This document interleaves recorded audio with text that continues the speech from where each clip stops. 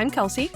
And I'm Lindsay. And this is What Makes You Fangirl, the podcast where we deep dive into all things One Direction and unpack the moments that turned us into lifelong fangirls. Throughout the series, we've followed One Direction from their X Factor beginnings to global superstardom, revisiting the albums, the chaos, and the moments that meant everything to us growing up in a nostalgic rewind for anyone who's ever loved something a little too much. Before we dive in, make sure you like, follow, and subscribe to the podcast wherever you're listening right now so you never miss an episode. You can also find us on Instagram at What Makes You Fangirl and on TikTok at WMYF Podcast for clips, updates, and bonus content. Last episode, we began the deep dive into their solo journeys, starting with Zayn's departure from the band and the release of Mind of Mine. We talked about his image reinvention, his relationship with Gigi Hadid, the success of Pillow Talk, and the challenges that came with launching a solo career after One Direction. But today we're shifting gears and talking about the member many people assumed would become the biggest solo star from the very beginning. That's right. Today we're talking about Harry Styles and his first solo era. We sure are. From his massive record deal and mysterious disappearance after the hiatus to Sign of the Times, his self-titled debut album, Dunkirk, and his first tour. This is the era where Harry stopped being Harry from One Direction and started becoming Harry Styles. But before we get into all of that, let's kick things off with What Makes You Fangirl this week. As a reminder, in each episode, we'll share something that made us fangirl recently. It could be a song, a show, a movie, a celebrity moment, or just anything that got us excited. Think of it as a little dose of joy, nostalgia, or chaos to start things off. So, what's making you fangirl this week? Well, the answer is Dinner Party, but for the listener's reference, we're also releasing a bonus episode about Dinner Party in tandem with this one. So you should go watch that to hear us talk about it. So we don't need to get too deep into it here. I guess I'm just going to have to say mine for this week is again Joshua Bassett. That was my one from last week, but I have a new story to tell. And it is from Thursday of this week when I was sitting here minding my business, laying on my couch after work, and I saw a screenshot of his story where he was like, come chat in Washington Square Park. And it was for his, like, obviously for Rookie, his book, as we've talked about before. But he also has these, like, rookie cards that are kind of like a game, like a conversation game, like We're Not Really Strangers, that go along with the book. And so he was clearly, like, filming content or something around those in the park. And I did not see his story. I saw someone's screenshot of his story and I went to his page to check it and it wasn't even there. And I was like, oh, maybe he's gone. I don't know what's happening. And I went back and forth for like, it felt like a long time, but it was probably like 1 minute where I was like, do I go? Do I not go? I texted you. I was like, should I go to the park? And I said that without any context at first. So you were probably like, okay. Go off, Queen. Go to the park if you want. I don't know why you need my opinion on it. But I was like, you know what? Screw it. Like, I was like, I didn't have any plans. I hadn't showered yet or anything. It would have been a totally different game if I had already like undressed for the day and like, you know, gotten all decompressed and like comfy. But I wasn't in that stage yet. So I was like, you know what? I can go.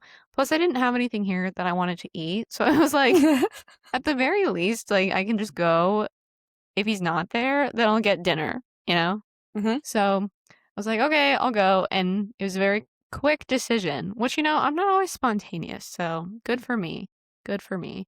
So I got dressed quickly and I left. And it took me like, I think I left at like 6, like right at 6 or 6:02. And it was very speedy. I got down there quite quick, which was also another reason where I was like, I should just go because it won't take me very long.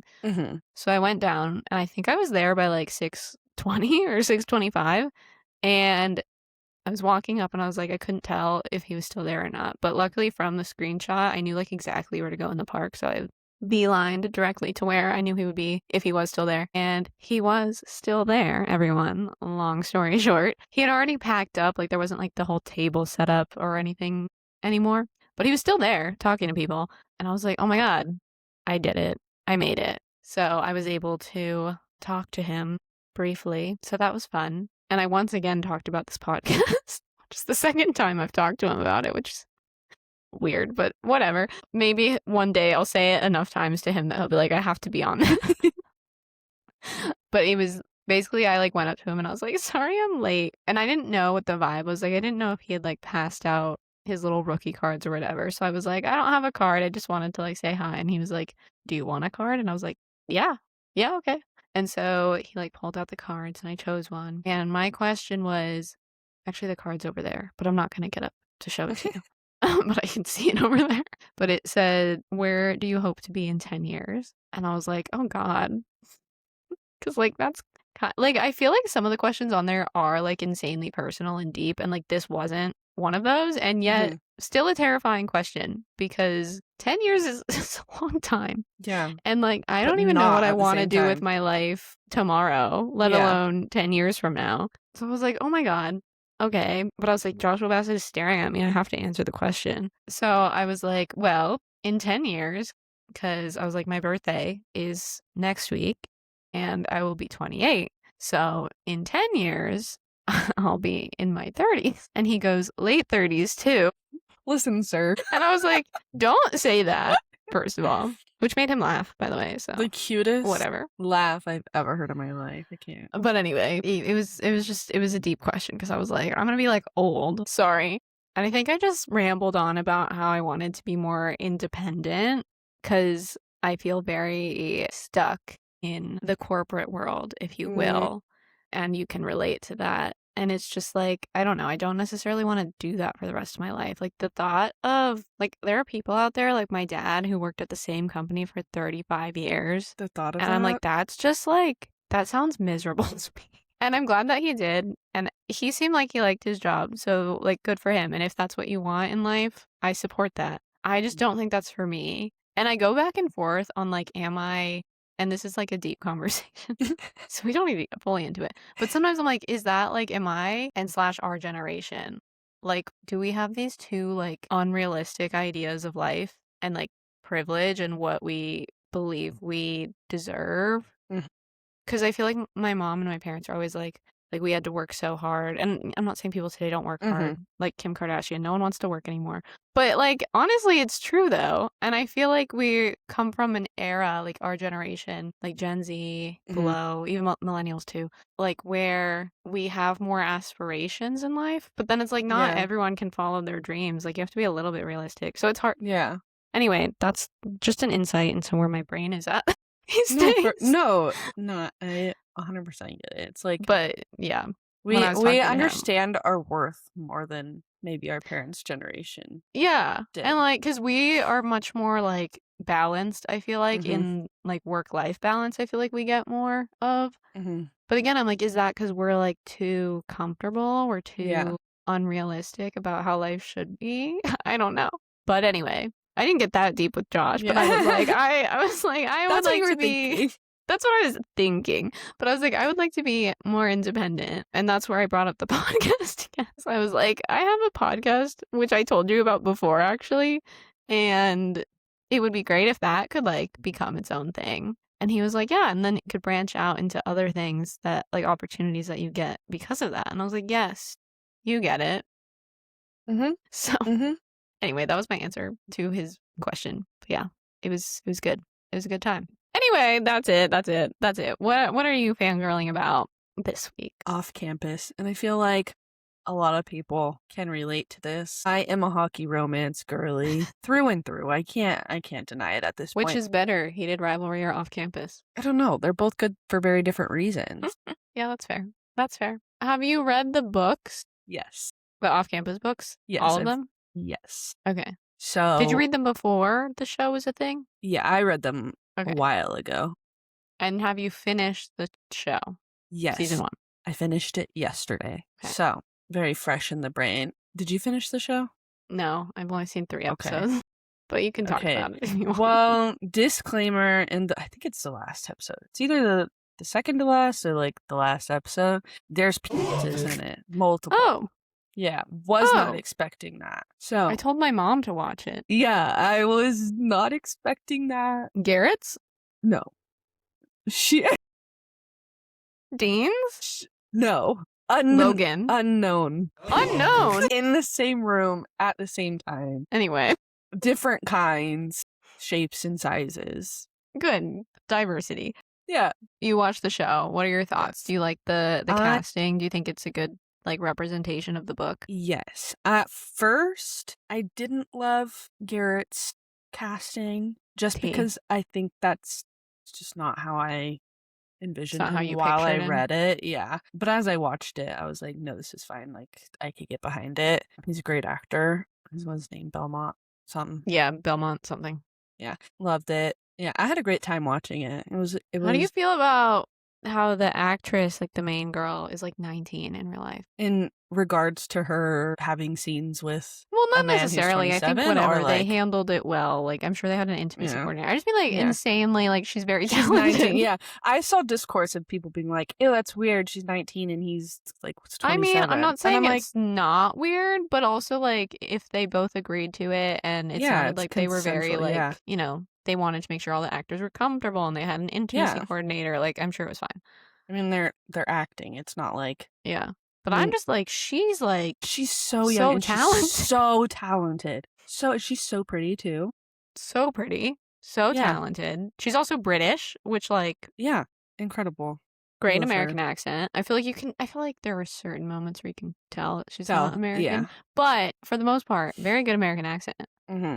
And Yeah. I'm also, okay, I haven't finished the show, nor have I read the books. So here are my thoughts so far, / predictions. And based on your face, I can see what's happening. I'm nervous because it seems like Logan really likes her also. And that makes me nervous because I'm like, I kind of like him. So it makes me sad because I'm like, he's going to like get his heart broken because she's going to be with Garrett.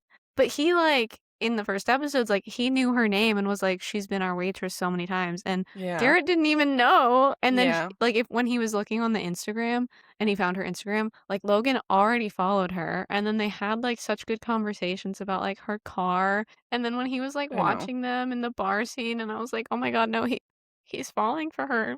But his like best friend is like her love interest. So Yeah. now I'm sad No. for him. Yeah. I love John Logan. And I feel like it could become a problem, like between them as friends. I'm not gonna say anything.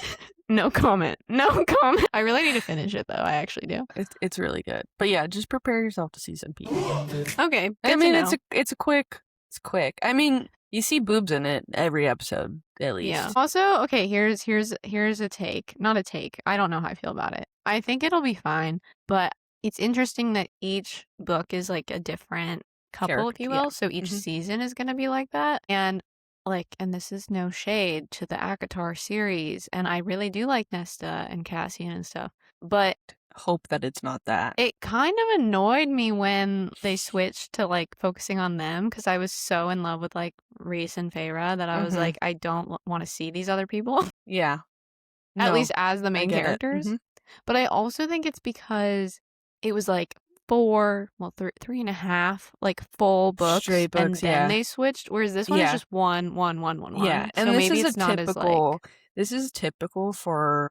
I mean, I don't think that you read a lot of romance books, but it's very typical for like romance series to be like, with other characters within like say the first book. So the next one's gonna be Dean and Allie. Has done that. Yeah, as an author, but. Yeah, I'm just like, what if I like really fall in love with Garrett and then I'm like, oh, now I have to switch to this Glenn Powell looking guy for season 2. That's who he looks like. I kept looking at him like, who the hell does he look like? I can't figure it out. He looks like Glenn Powell. Yes. Is what he looks like. Yeah. Anyway, yeah, I gotta finish it. But yeah, it's a good time when that happens. It'll be soon. I'll get to it. Anyway, I guess we should move on and talk about Mr. Harry Styles. So, before we can talk about Harry's solo career, we have to go back to the beginning of 2016. One Direction had officially entered their hiatus. There was no breakup announcement, no dramatic farewell tour, just this vague promise that they'd take 18 months off and eventually come back. And at the time, I genuinely think a lot of fans believed, or at least hoped, that would happen. Absolutely. Looking back now, it feels obvious. But back then, I think most of us thought they'd take a break, release a few solo projects, and then reunite. Meanwhile, everyone immediately started speculating about who would have the biggest solo career. And if you asked the general public in 2016, I think most people would have said Harry. He already had the celebrity friendships, the fashion attention, the charisma, the tabloid coverage. there was this perception that he was destined to become a major star. But unlike Zayn, Harry's next move wasn't immediately obvious. In fact, after the hiatus started, he was surprisingly silent. Fans would get occasional paparazzi photos, random sightings, and rumors that he was working on new music, but for the most part, we had no idea what he was doing. The route, if you will. Yes, the first route. And then in May 2016 came one of the crazier moments in Directioner history. It was when, because he was long-haired Harry at the time. Mm-hmm. Yeah. And so he got the haircut, because Harry had ended One Direction as long hair Harry. That wasn't you or I's personal favorite era. Unpopular opinion. I love Harry in all his eras, but if I had to choose, I wouldn't pick long hair. That era was iconic and one that many people cherished. Yes, but he posted the infamous Instagram photo holding his chopped off ponytail with the caption, "Whoops," which sent the fandom into absolute chaos. Yeah, I remember that day like it was yesterday. That was crazy. The whoops is such a Harry thing to do. Like, I can't even explain it, but that's just such a Harry thing to do. Yeah. And even more crazy was that the haircut was for a role he had just been cast in Christopher Nolan's upcoming war film, Dunkirk. Which felt so random at the time, with no acting experience under his belt other than iCarly. This came as a shock to be in a Christopher Nolan movie alongside such established actors. Mm-hmm. His IMDb went from iCarly to Dunkirk. But now people started wondering if Harry's first post-1D move was going to be acting rather than music. But more on that later. Then, in June 2016, came the announcement that he had signed a solo recording contract with Columbia Records. Which wasn't exactly shocking, but it finally confirmed what everyone already suspected. Harry was officially launching a solo career. And yet, even after that, he stayed relatively quiet, which honestly only made people more curious. Because while other artists might have started teasing songs immediately, Harry spent over a year building anticipation without really saying anything. But little hints started to emerge about the direction he was taking. It quickly became clear that he wasn't trying to make the next One Direction album by himself. Instead, he started talking about classic rock influences, singer-songwriters, and artists that felt quite different from the sound people associated with One Direction. And this is where we start seeing the blueprint for Harry Styles as an artist, not Harry the boy band member, Harry the rock-inspired solo artist. And looking back, it was actually a pretty risky move because he could have easily released a radio-friendly pop album and probably had immediate success, but instead he chose to introduce himself to the world with something much less expected. Mm-hmm. And in April of 2017, after more than a year of waiting, fans finally got their answer, the release of Sign of the Times. So after more than a year of rumors, speculation, and complete silence, Harry finally broke that silence in 2017. And honestly, the rollout itself was kind of genius because Harry had spent so long out of the spotlight that by the time we got actual information, fans were desperate for literally anything. And on March 25th, 2017, fans got their first real clue that something was finally happening. Another March 25th, by the way. Oh, God. A mysterious 30-second commercial aired during the X Factor in the UK, which is honestly kind of poetic considering where everything started. The teaser showed these abstract visuals of Harry walking through water and fog with dramatic music playing in the background. And most importantly, it ended with a date, April 7th. And that was it. No song title, no album title, just enough information to send the fandom into detective mode, as if we needed encouragement.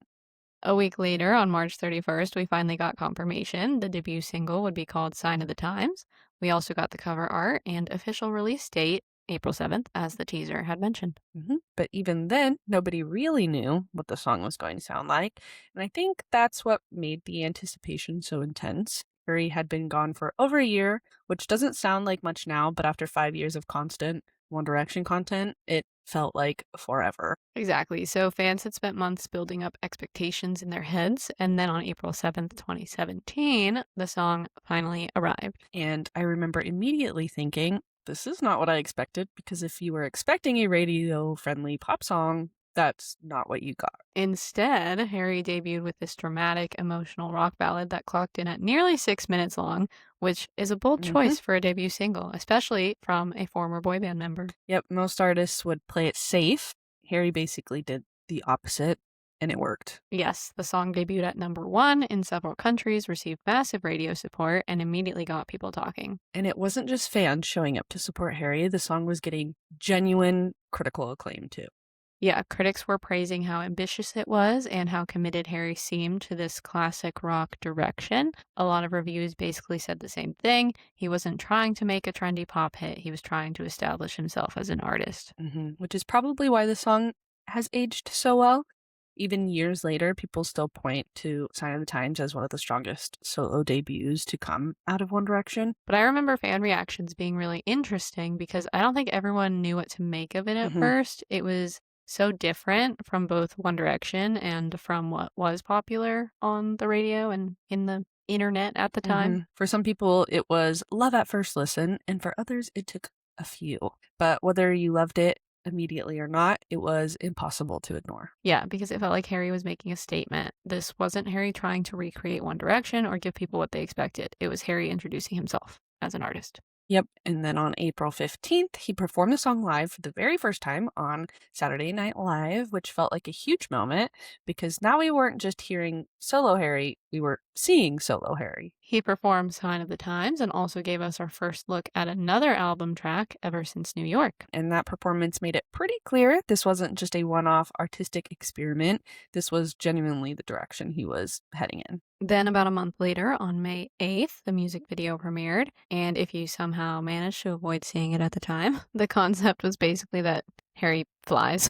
Yeah, he flies across the Scottish countryside for nearly 6 minutes, and somehow it ended up being incredibly cinematic. I have a story. When my nephew, he's 12 now, but when this came out, he was really little, and we were watching, and he goes, "Coco, why is he flying like Jesus?" Because he is Jesus. I was Answered. What do you there mean? you go. That's so So funny. now every time I watch that video, I think of that. That's hilarious. The video was filmed on the Isle of Skye in Scotland and actually involved Harry being suspended from a helicopter while filming. The visuals match the scale of the song perfectly. It felt ambitious, emotional, and completely unlike anything Harry had done before. And looking back now, I think Sign of the Times accomplished exactly what it needed to. It established Harry as something entirely separate from One Direction. It showed that he wasn't interested in playing it safe. And most importantly, it made people curious about what was coming next. Yep, and because if this was Harry's introduction as a solo artist, the obvious question became, what was the rest of the album going to sound like? Yes. And before the album arrived, fans had only gotten a few glimpses. Obviously, we had already heard Sign of the Times, and as we said during his SNL performance, he had also debuted Ever Since New York, which showed a much quieter and more stripped back side of the record. Then, about 10 days before release, he gave fans one final preview with Sweet Creature, which immediately became a fan favorite and hinted at the folk and singer-songwriter influences running throughout the album. So by the time release day arrived, fans had some clues, but I don't think anyone fully knew what to expect from the complete project. And the finished album ended up being just 10 tracks long, clocking in at around 40 minutes total. The tracks include Meet Me in the Hallway, Sign of the Times, Carolina, Two Ghosts, Sweet Creature, Only Angel, Kiwi, Ever Since New York, Woman, and From the Dining Table. And one thing we should mention is that the album is self-titled. It's simply Harry Styles. Which feels very intentional for a debut because this album wasn't introducing a concept or a character, it was introducing Harry himself as a solo artist. Especially after spending 5 years as one-fifth of a band, calling the album Harry Styles almost feels like saying, this is who I am. Even the album cover felt symbolic. Instead of showing his face, it's a photo of Harry from behind, sitting shirtless in pink water, which somehow made the whole project feel both personal and mysterious at the same time. I was going to say you can see it behind me on the wall, but you can't because Niall's It's up there. Niles. But I do have some photos from that photo shoot behind there. It's one of my I think that's my favorite album cover. It's so good. I love that one. And once you move beyond the visuals, the same sense of intention carries into the music itself. It doesn't feel like Harry was trying to throw together as many songs as possible. A lot of that came from the way it was created. Harry spent months writing it and recording it in a relatively small group of collaborators, and even went on a writing retreat in Jamaica while developing the album. I think you can hear that throughout the record. The album feels cohesive in a way that a lot of debut albums don't. Sonically, it's heavily inspired by classic rock, folk, Britpop, and singer-songwriter music from the 60s and 70s. You can hear influences from artists like David Bowie, Fleetwood Mac, Elton John, the Beatles, and a lot of the music Harry has talked about loving throughout his career. And what's interesting is that Harry himself has said he wasn't trying to recreate those eras, he wanted to make something that sounded like him, which is why this album feels less like Harry chasing trends and more like Harry introducing his musical identity. And critics largely responded positively to that. Even reviews that had some reservations generally agreed that it was an ambitious debut. The biggest compliment people kept giving the album was that it felt genuine.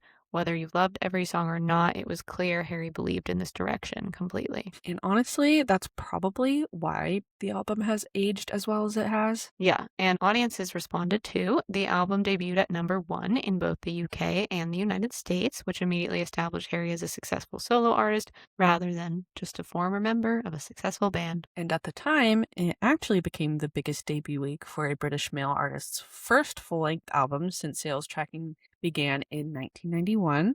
So while the album itself felt like a creative risk, commercially, it was an absolute success. Yeah, but numbers aside, the bigger question is whether the album actually works, which means it's time for our review. So, in your opinion, what is the best song on Harry Styles, aka HS1? I think, without a doubt, like, even though it's like the first single, like Sign of the Times is one of the best songs Ever written. Ever. It is my stepdad's Like, ever. It's my stepdad's favorite song. Like, he got so excited that Harry was playing it this tour that I mean, he's never gonna stop playing that I one. know.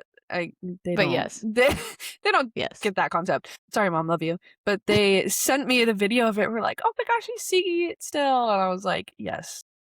I mean, Most like, incredible it's song. genuinely, I mean, we talked about this, but the fact that his first song ever as a solo artist was 6 minutes long. That's like, did you ever watch the movie or biopic or documentary, whatever it was, about Queen? That was crazy. Bohemian Rhapsody, when they were like, this song is never going to work. It's so long. And they were like, no, we're going to release Bohemian Rhapsody because it's a banger. Mm-hmm. And they were right.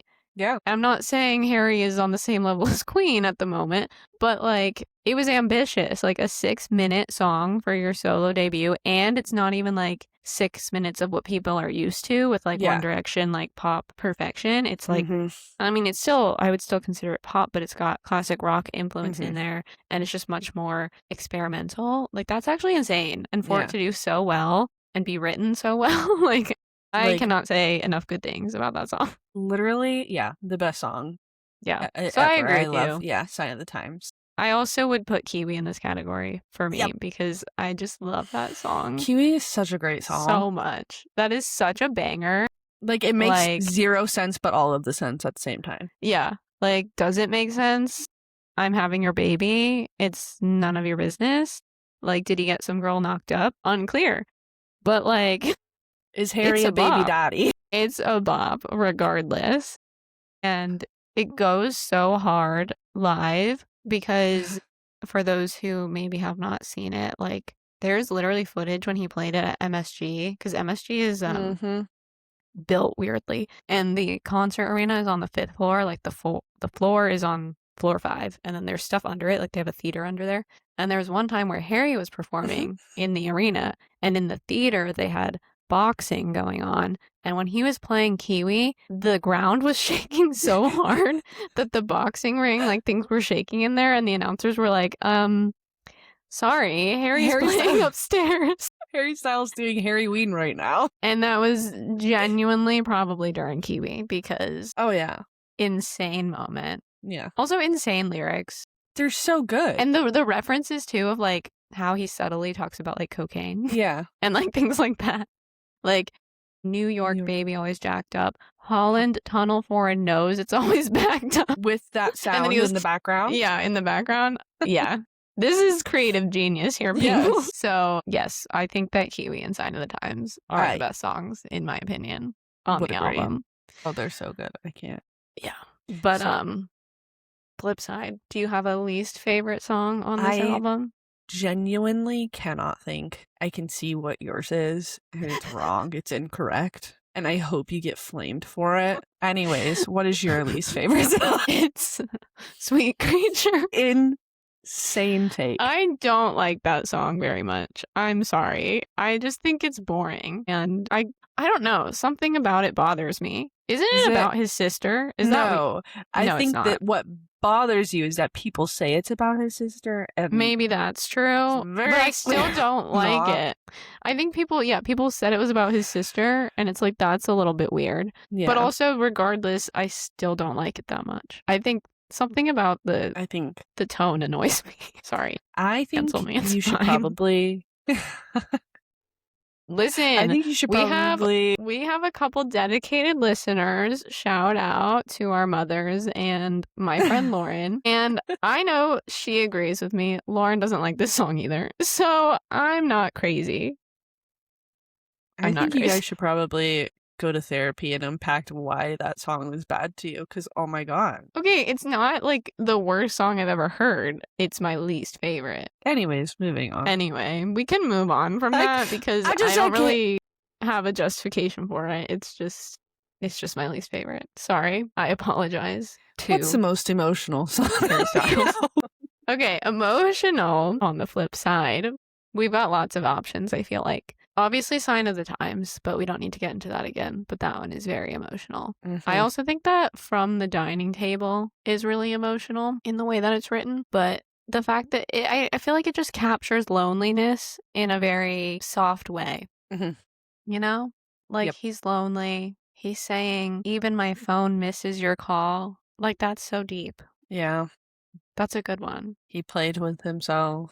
That part made me not. Where were you? But the part where he's like, comfortable silence is so overrated. Yeah. Like, maybe one day you'll call me and tell me that you're sorry too. It's so sad. Like, it's sad. It's sad. I think this whole album is just, besides like sad. Kiwi and Kiwi might be sad if he abandoned a child that he... You know what? You're right. Kidding. But also Two Ghosts, which I think you agree with. Yeah. Two Ghosts is also... I think Two Ghosts. Yep, a good emotional one. Because that one is like, I feel like it's also kind of emotional, but it's like about missing someone and like moving on, but like still remembering the other person. Because it's like, we're not who we used to be. We're just two ghosts standing in the place of you and me. That's deep. Harry Styles was in his feels. He was in his feels. When he wrote Harry Styles. Yeah, he truly was. Who hurt you, King? Lots of people. We could probably... Kendall Jenner. But Two Ghosts, yes. I also think Ever Since New York is very heartbreaking. Yeah. Yeah, I think just, honestly, the whole album is very depressing. Yeah. Honestly, when you look at it as a whole, like, why is it so sad? Like, even, like, you could probably look at Kiwi as a... Yeah, even the ones that aren't sad, you could probably put a spin on them to see why they're sad. Yeah. So... But anyway. Really just the whole album. The whole album actually is the answer to that song or that question. But what do you think is the most underrated song on the album? I think the most underrated song, honestly, I feel like other than Sign of the Times, like publicly, the entire album's pretty like underrated. Yeah. Like none of them hit in the way that Sign of the Times did, like with the general public, but probably I love Carolina. Mm-hmm. I feel like it's slept on too much. Yeah. Which can we talk about Carolina for a second? We sure can. Because there is real life inspiration, but all of his songs I'm sure have real life inspiration. But it's crazy that like that one is so specific, but it's also never really been defined publicly. Like we know it's about a girl and we know that this girl actually genuinely exists, but it's like minimal information is out there. Yeah. Well, I think there was like discourse with her father that was like trying to get popularity off of it, like being yeah, but then wasn't she like, don't talk about it? Yeah. And you know what? Slay Queen. And I think that's part of why fans have built so much around it because it's not just over-explained, it exists as this moment. Yeah, in the song itself, like, the character comes across as really cool and nonchalant, like someone who isn't performing, like, being the subject of a song. She just is. Because there's no real commentary from her or from Harry expanding on it, fans kind of just filled in the gaps and turned her into this almost lion-coded figure, someone effortlessly cool, mysterious, and untouchable. We do know her name. Yeah.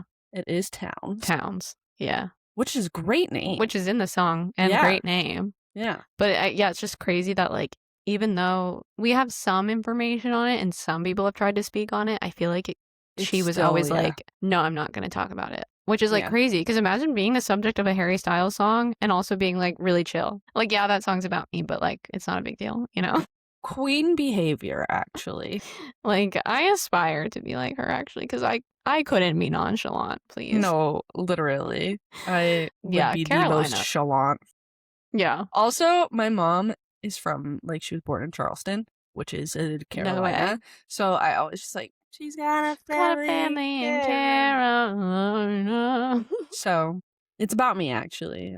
Actually, it is. You're so right. Correct. Anyways, what is your... Go get your name legally changed to Towns. To Towns. What is your most underrated song? My most underrated, I think, is Only Angel, which I don't necessarily think within the fandom it's underrated. Yeah. But again, like you touched on, like, the general population outside of Sign of the Times doesn't really know the full album. And I feel like Only Angel could have been, like, a widespread hit. Super recognizable, because that is a bop. And it was the tour opener for the most of the tour. Yes. And it really did its job. It did its job as a tour opener because it kind of slayed. It sure did. And the opening of that song really throws you off for whenever the song starts. Oh, great song. I agree. Yep. And then that's my interpretation of the guitars coming in. Thank you. Another incredible opening of a song that we haven't mentioned here, but we should shout out, is Woman, because of the iconic Netflix line in the beginning. Should we just search romantic comedies on Netflix and see what we find? Great song. Great song. Great opener. I feel like that line is used in, like, you know, like if I was Netflix, I'd put it in marketing, which I'm pretty sure they have. So things like that. Great song. Anyway, so let's give this album a rating. I think I'm going to give this, out of 5 stars, a 4, because I think it's a very solid, strong debut. It's cohesive, it's ambitious, it has standout tracks, like we mentioned, Sign of the Times, Kiwi. However, obviously, as we're doing this ranking, we have reference to what his full discography is, and low-key, I actually think this is, Don't Come For Me, my least favorite of his albums, based purely on personal taste. It's not a quality issue. It's an amazing starting point. You're not a slow jams girly. It has a lot of slow jams. It's just like, when I know that after this comes Fine Line, Harry's House, Kisco, like, I can't give this one full marks, but it's a really good starting point. Very solid. That's very fair. I would also agree that it's not my least favorite Harry album. I will say that. But it's not my favorite. So I also will give it a 4 out of 5. Very solid album. Yes.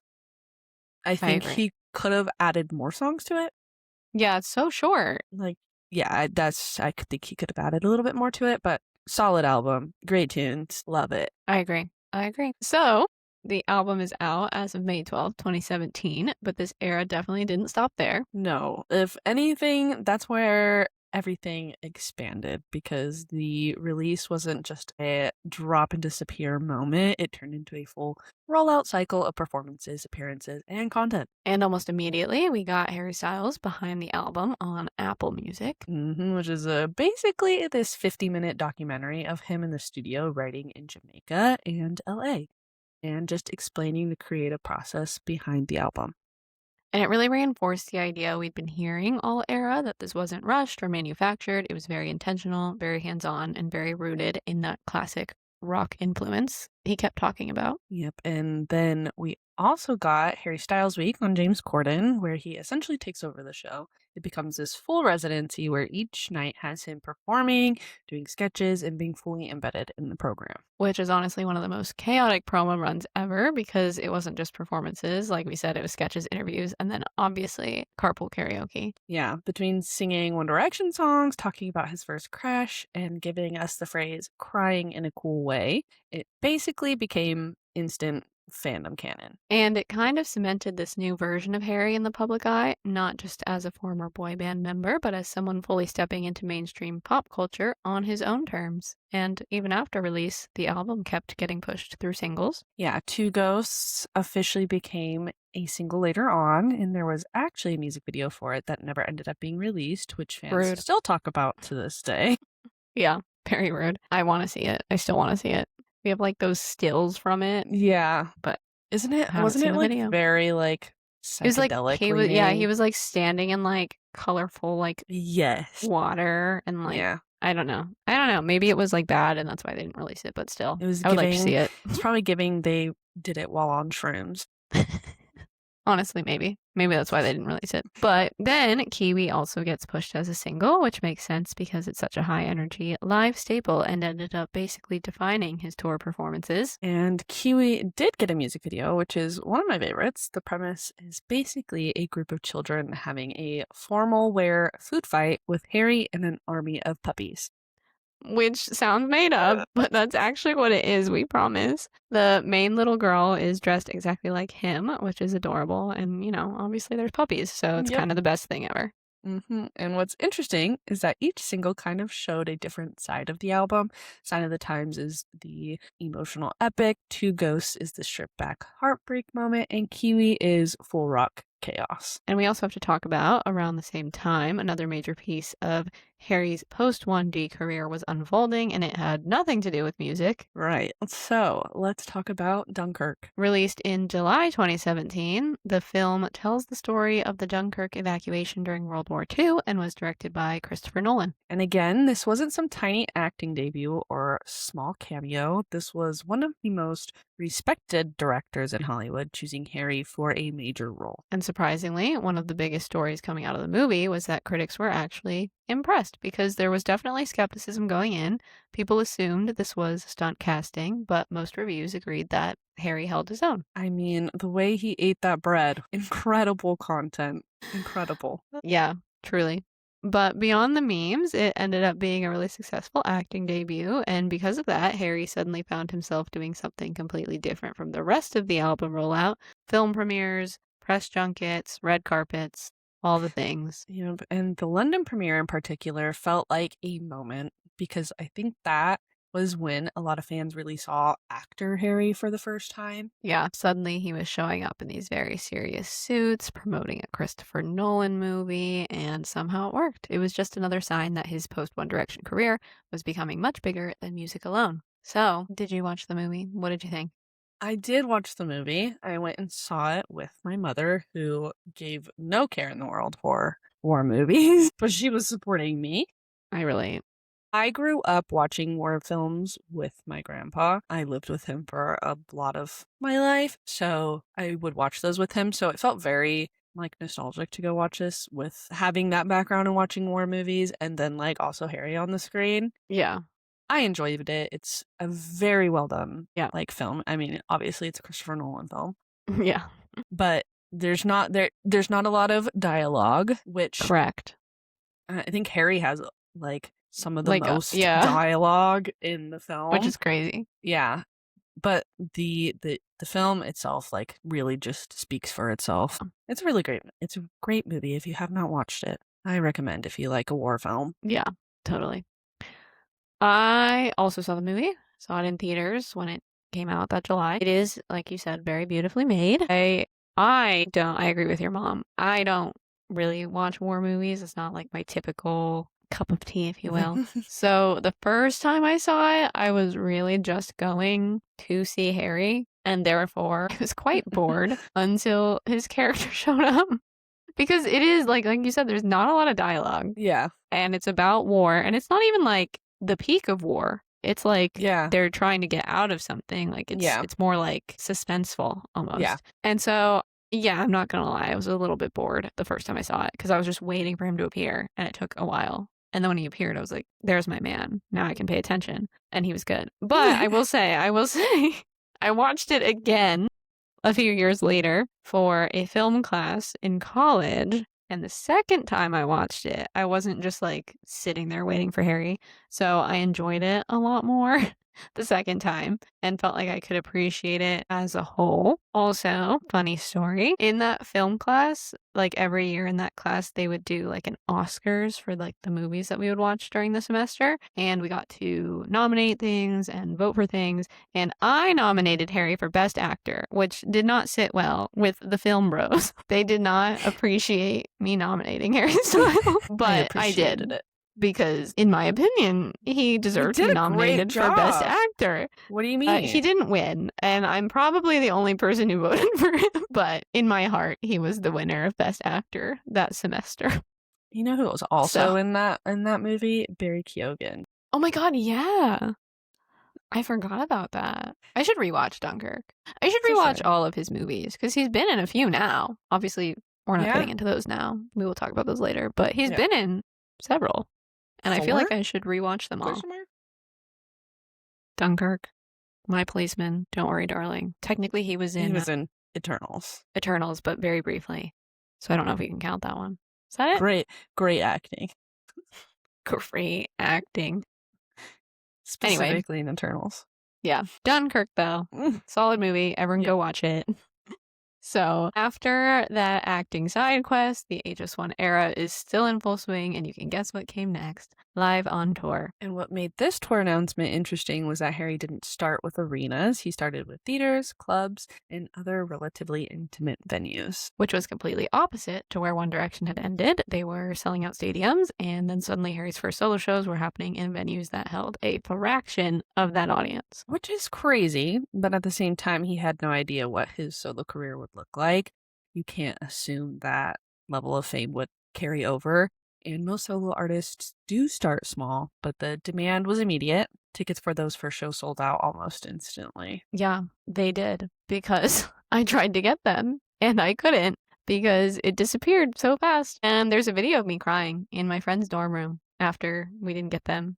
If I find it, I will insert it. Because it was a very traumatic moment for me. Because I didn't see that leg of the door. That's very depressing, and very sorry that you was had to deal with depressing. that. Thank you. I did get to go see it. I got to go. I got to go.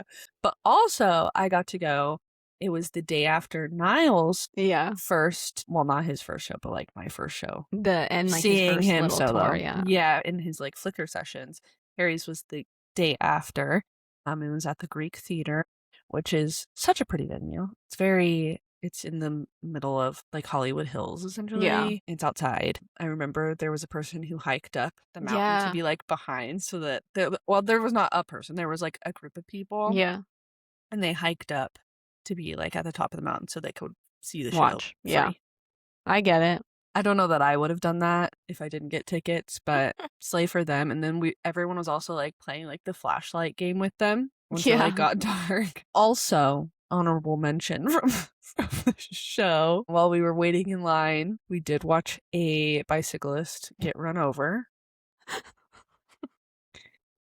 I'm not laughing. That's traumatic. Well, they didn't get run over. They got hit and they went over the car. Were they okay? Yeah, they got up. Okay. And rode off. Okay, so they were fine. They were probably embarrassed. I mean, I don't think they were going at a high rate of speed. Yeah. But probably not the best time to be biking through there when, a bunch of young women are being dropped off at this venue. Probably not a smart idea, but I hope that person is doing well. Yeah. And if you're listening to this, hope you're okay. And I'm sorry I probably just brought up the worst moment of your life, but it was like, in like sitcoms or like whatever, like when they have like a live audience or whatever and they make you react, it was like something out of like a TV show. When it got hit, everyone was like like in tandem. It was insane. Wait, I watched someone get hit, like a bicyclist get hit by a car when I was waiting for the Harry pop-up in Crazy. whatever year that was, but it was also Harry. That's crazy. Bicyclists beware around Harry Styles. events. He has bad juju, apparently. Even though he rides bikes. Maybe all the he's time. trying to repair that with his little riding lime lime bike. bikes. Anyways, yeah, I don't have a ton of like crazy memories from that show. It was a But you good got show. to go.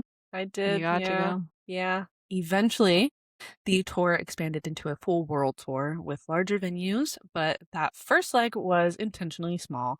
Harry had said he wanted fans to experience the music in a more intimate setting before moving into arenas, which it was. It was very. I think the Greek Theater is a slightly larger venue than what he was playing in other places, but it was still, the vibes were great since it was a amphitheater outdoor. Yeah. venue. Still small. I think in New York he did like Radio City, which, isn't the tiniest venue, but it's not an arena, Yeah.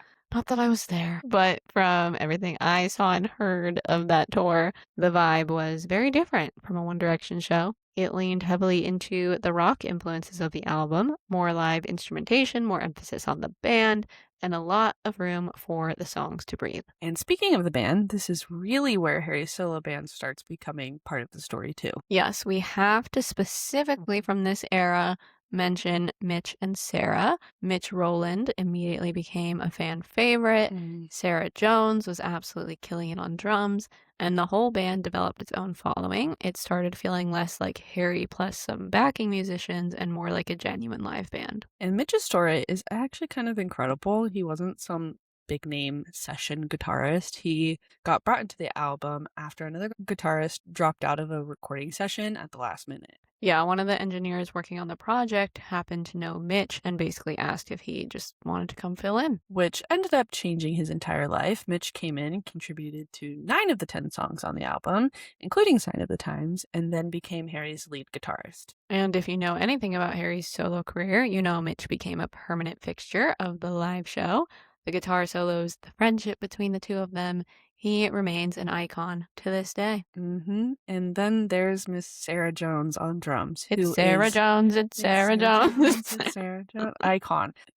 She is just an absolute powerhouse. I love her. Video. Yeah, every live video from this era somehow turns into me watching Sarah instead of Harry. Yeah. And fun fact for those who don't know, Mitch and Sarah met through Harry's band and got married a few years later, and they now have a family. So not only did Harry accidentally build one of the most beloved touring bands ever, he also accidentally created a love story. So, HS1 gave us an album, a tour, and a successful matchmaking service. And if we're talking about the actual show, there are definitely a few setlist moments we have to mention. By the 2018 leg of the tour, Only Angel had become the opener, which is honestly one of the best decisions he's ever made because that song was born to open a concert. For sure. And then obviously there's Kiwi, which basically evolved into pure chaos every single night. And this tour also gave us unreleased fan favorites like Medicine and Anna, which immediately took on lives of their own despite never appearing on an album. And we all know the Medicine lore goes crazy, with fans still begging for it to be performed at shows to this day. We also got live versions of songs like Woman, Fleetwood Mac's The Chain, and Just a Little Bit of Your Heart, which Harry wrote for Ariana Grande and then finally got to perform himself. And something I always appreciated was that Harry never acted like One Direction didn't exist. Yes, because songs like What Makes You Beautiful, Stockholm Syndrome, and Even If I Could Fly stayed in the set list. Which I think meant a lot to fans. It never felt like he was trying to erase that chapter. It felt like he was building on it. And this tour is also where you can start seeing the blueprint for fan culture that would later define Love on Tour. Definitely. Pride flags became more common. Treat people with kindness started becoming part of the fandom vocabulary before it became an actual song. And the shows developed a reputation for being a really welcoming and inclusive space. Not quite at the level we'd eventually see during Love on Tour, but you can absolutely see the foundation being built here. And the critics responded really well for the tour too. A lot of reviews focused on the same thing. Harry wasn't just surviving as a solo performer, he looked completely comfortable as a frontman. People praised his stage presence, his charisma, his live vocals, and the fact that he could command a room on his own. And I think that's ultimately the significance of Live on Tour. The album proved Harry could make music on his own, and the tour proved he could carry an entire show on his own. By the end of it, the conversation had shifted. He wasn't just being talked about as a former member of One Direction trying a solo career. He was being talked about as Harry Styles. Yes, now you didn't go to the intimate leg of the tour, but we both went to the arena versions. Briefly summarize your experience for us. Okay, briefly, as requested. Once it did move into bigger venues with more dates, I did get tickets. Blessings. I saw him in Denver, Colorado with my friend Lauren, shout out. She also doesn't like Sweet Creature, so queen. Crazy. We got VIP tickets, which mostly included the standard stuff, early entry, lounge access, floor seats. But the best thing it came with was an autographed Sign of the Times lyric sheet, which, yeah, 1 second. It's coming. Wait for it. Ah! Beautiful. In a frame where it should be. In a frame. Gorge. I cherish this to this day. Because this is real. You can tell when signatures are fake and when they're real. This is real. Harry Styles touched that piece of paper. I cherish it deeply. And his Sharpie was running out of ink. Because the Y kind of fades a little bit, but that's how you know it's real. So that was good. The show itself was obviously incredible. I was really hyped for Just a Little Bit of Your Heart because that was one of my favorite Ariana Grande songs, still is. And the fact that he wrote it is just crazy. And then so hearing him sing it was great. I also liked hearing him sing the One Direction songs, If I Could Fly, especially because that one was on Made in the AM, so it never got toured by Wendy. So hearing it live was an out-of-body experience, No, for sure. 10 out of 10 show. I had a good time. Plus the tour had good merch. I'm wearing it right now. And that's not really true for a lot of his later tours, so I wish I had gotten more at the time. Yeah, but it's fine. I miss HS1 merch era. And the Rubik's Cube thing. Anyway, it was just so good. What a good time. And then just the classic not too much happening crew necks and just his name and or just said Sign of the Times. Yeah, and Kiwi, and then the Treat People with Kindness on the cuff sleeve thing. Oh, I wish I got the Treat People with Kindness shirt, the yellow one. Oh, I know. I don't have that one, and I wish I'd gotten it. I have many regrets of not buying things. And the white shirt where his face is really close, but I have that one. I don't have that one. I have that because I got that one for the.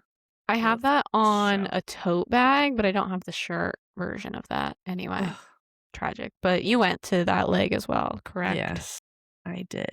So how was it? I went to both of the Forum shows because he played 2 shows at the Forum.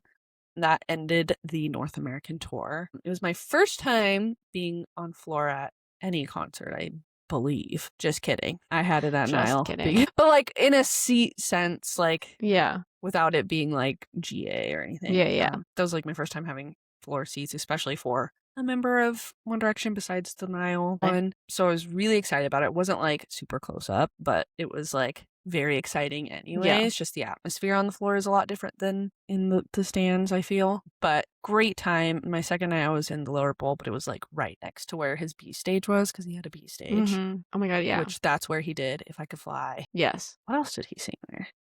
I don't know, but I remember If I Could Fly was back there. He did Girl Crush. Oh, that was a surprise for the second night. It was Girl Crush. And then he also did 3 for the very first time ever. Yes, so he course. sang Kiwi 3 times in a row. I was exhausted after that. I don't know how he did it. He also said he was exhausted, but great time. Love 3. Love the 3 Forum. is iconic. Shout out to the Forum. Yeah, shout out to the Forum.